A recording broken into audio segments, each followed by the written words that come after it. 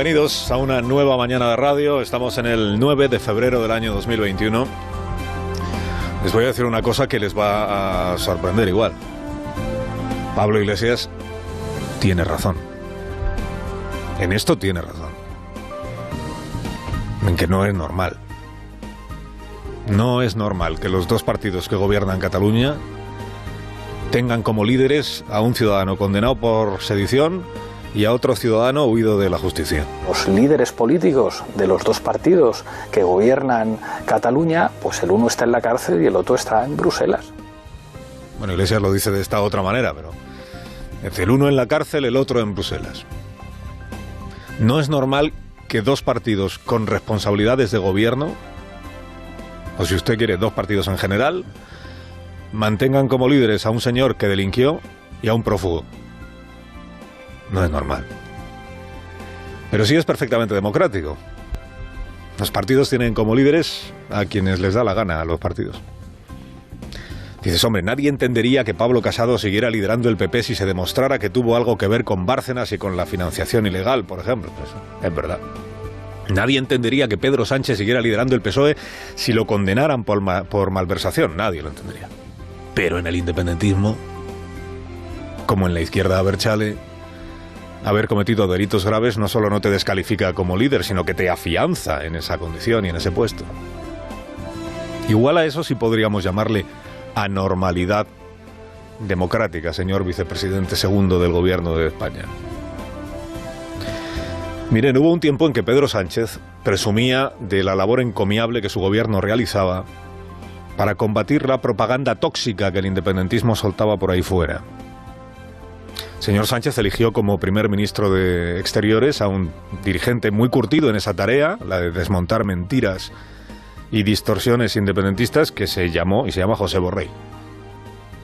Así se presentó su nombramiento como ministro de Exteriores. Era el antídoto de la campaña puigdemoníaca en Europa. El señor Sánchez puso al frente de la anterior marca España, rebautizada como España Global, a Irene Lozano, con la encomienda, así se dijo entonces, de refutar los eslóganes falsos que lanzaban desde las filas independentistas. Hoy Pedro Sánchez ya no presume de combatir la intoxicación indepe fuera de España, porque hoy la intoxicación la tiene dentro. En su gabinete, y sin que conste que al presidente le incomode. Hoy los lugares comunes del victimismo independentista, esto de el pobrecito exiliado Puigdemont, el recluso Oriol Junqueras Mandela, el tribunal represor que impone cárcel solo por colocar unas urnas, la baja calidad democrática del Estado español, todo el repertorio y toda la monserga, hoy el presidente del gobierno los tiene sentaditos a su vera en el Consejo de Ministros que se reúne cada martes, como este martes de hoy, en el Palacio de la Moncloa. Una cosa es que dentro del gobierno de un país, gobierno de coalición, se discuta sobre cuánto hay que intervenir en el mercado del alquiler, o cuánta manga ancha o estrecha hay que tener con los ocupas. Una cosa es que dentro del gobierno de un país se discuta sobre qué debe decir la ley de la transexualidad o de la igualdad de los transexuales, y otra esto. Y otra que la discusión dentro del gobierno de un país verse sobre cómo de verdadera y plena es la democracia en el país que ese gobierno gobierna. Es decir, si el gobierno de España hace causa común ahora con el gobierno de Vladimir Putin, cuando éste cuestiona la calidad de nuestra democracia. Vladimir Putin o el señor Lavrov, ministro de Exteriores, que es quien el viernes le hizo la envolvente a José Borrell para llamar en su cara a Oriol Junqueras preso político y a Puigdemont exiliado. En perfecta sintonía el ruso con el Movimiento Nacional Independentista y con Podemos. Ver a Pablo Iglesias alineándose con el ministro ruso solo habrá sorprendido a los recién llegados.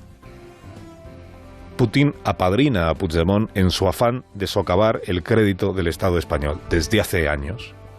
Porque a Putin todo lo que sea avivar las grietas de la Unión Europea le interesa.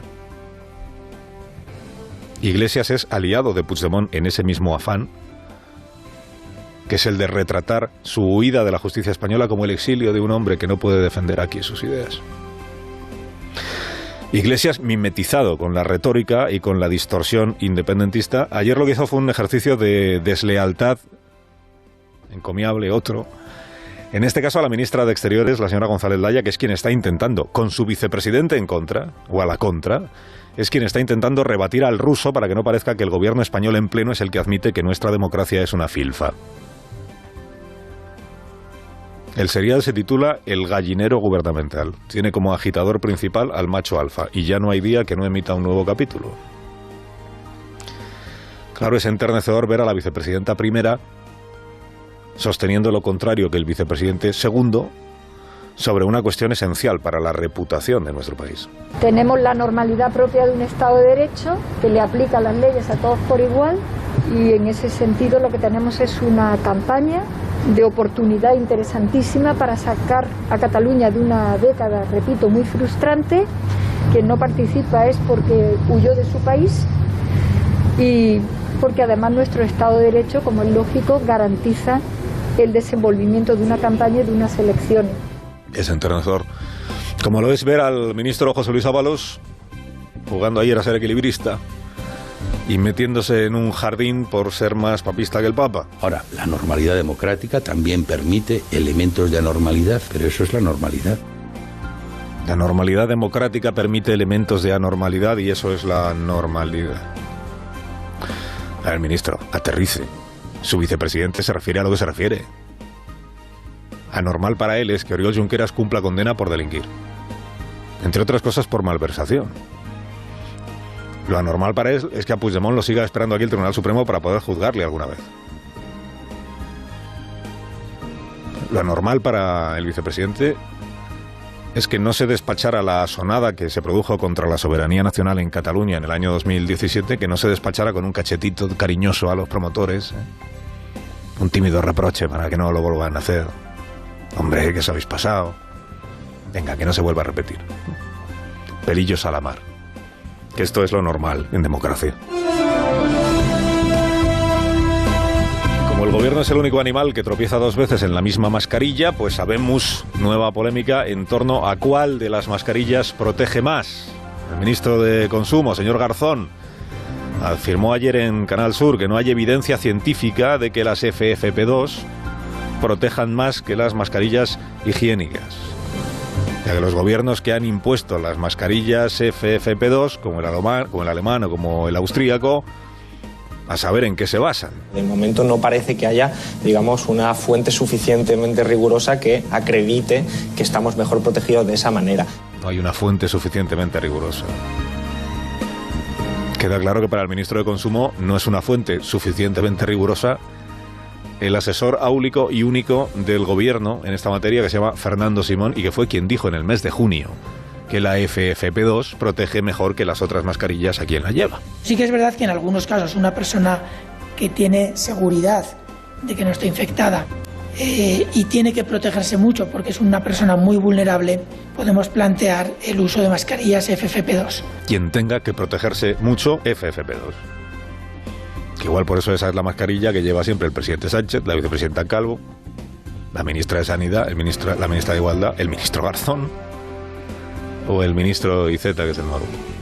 Todos ellos eligen esta mascarilla, que es la que Fernando Simón llamó la mascarilla egoísta. Son mascarillas que desde mi punto de vista, como decía la compañera periodista, pueden ser las egoístas, porque yo me protejo a los demás me preocupan poco. El gobierno es el único animal que tropieza dos veces en la mascarilla. Acuérdese cuando en febrero de 2020 el gobierno sostuvo que solo las personas con síntomas debían usar mascarilla, que para el resto ya me contarás tú qué sentido tenían. El uso de las mascarillas sí que puede ser interesante en los pacientes con sintomatología, y eso las autoridades sanitarias lo indicarán. Pero no tiene ningún sentido que la población ahora mismo esté preocupada por si tiene o no tiene mascarillas en casa. Solo el que tuviera síntomas. Los demás, ¿para qué? Bueno, la epidemia en España, a día de hoy, estamos a 9 de febrero, sigue en escenario de riesgo extremo, pero con los principales indicadores a la baja, que esto sigue siendo la buena noticia. Quedan lejos ya los 900 casos por 100.000 que llegamos a rozar en el mes de enero. Estamos por debajo de los 700. Hasta que no alcancemos los 150 por 100.000, le recuerdo, no podremos hablar de una estabilización o de un escenario de riesgo moderado. Seguimos en extremo riesgo y en emergencia sanitaria. Ninguna comunidad autónoma supera ya la barrera de los 1.000 casos por 100.000. Este es el otro reflejo de que la bajada es sólida y que además es homogénea en todo el país. Desciende con mayor lentitud la ocupación de camas de UCI, está todavía por encima del 43%, pero la tendencia también es descendente y empieza a percibirse, o empezará a percibirse en los próximos días, eso esperamos, la bajada en el número de defunciones, que con todo, el fin de semana no ha sido nada bueno, sigue de media diaria el número de fallecidos por encima de las 300 personas. Carlos Alsina, en Onda Cero.